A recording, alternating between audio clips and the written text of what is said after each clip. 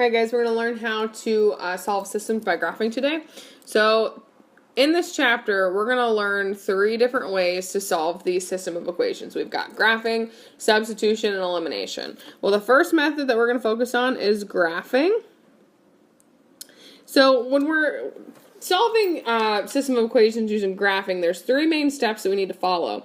We've got to graph both of the equations on the same coordinate plane. If you're not sure what a coordinate plane is, it's that beautiful thing down there. Then we need to find a point of intersection. So what that means are these 2 equations, they're going to cross at some point. We have to find out what that point is. And then lastly, just check your answer. So if we look at example number 1, we have 2 different equations. I'm going to graph my first one in red. Okay, this is a great time to break out some colored pencils to see the difference in those lines. So my first one is y equals x plus 2. So remember my y-intercept is where I start. So I start at x, or the plus 2. My slope is 1, so that's rise over run, up 1 over 1. Okay, I've got those points. I graph those ones. My next step is to extend that line through. Don't forget to draw your arrows. Beautiful. Well, now I'm going to graph my second equation. Okay, my second equation is y equals 3x minus 2. So that y-intercept's at negative 2. I'm going to go up 3 over 1.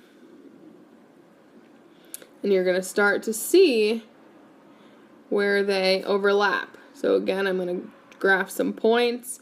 Now I'm going to extend my line. I'm going to put my arrows.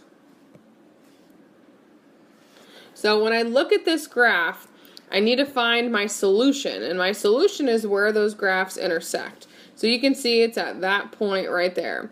And that point is 2, 4. Remember, we're putting x first, then y. So lastly, if it asks you to check those answers, you're just going to grab those equations from the top and plug the numbers in for x and y. This is just function notation. So when we have y equals x plus 2, I'm plugging 4 in for y. I'm plugging 2 in for x. Then I solve. 2 plus 2 gives me 4. 4 equals 4. Yes, it does. Check mark. We're good. Now I got to check my second one. So I'm plugging in 4 again for y. I'm plugging in 2 for x. So 3 times 2 gives me 6 minus 2, which gives me 4. 4 equals 4. Awesome. It works. Okay, so on to my next example. So example number 2, we're going to do that same process where we have to graph those 2 lines and see where they cross. So my first one, my y-intercept's at negative 1. So that's right here.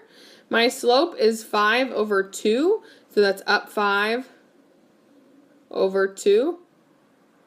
Up 5 over 2. Okay, so once I'm there, I'm going to extend those points.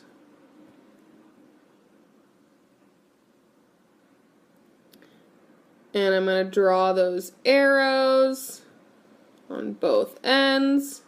So there's my first line. My second line, I'm going to do that same process. I can see that my y-intercept, my b is 3. So I've got 3, and the next thing I'm doing is my slope. My slope is 1/2.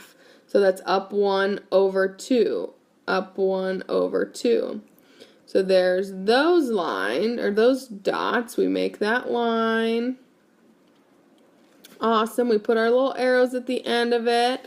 Beautiful. The last step, it's asking for a solution, and it's just where they cross. So in this case, it's 2, 4.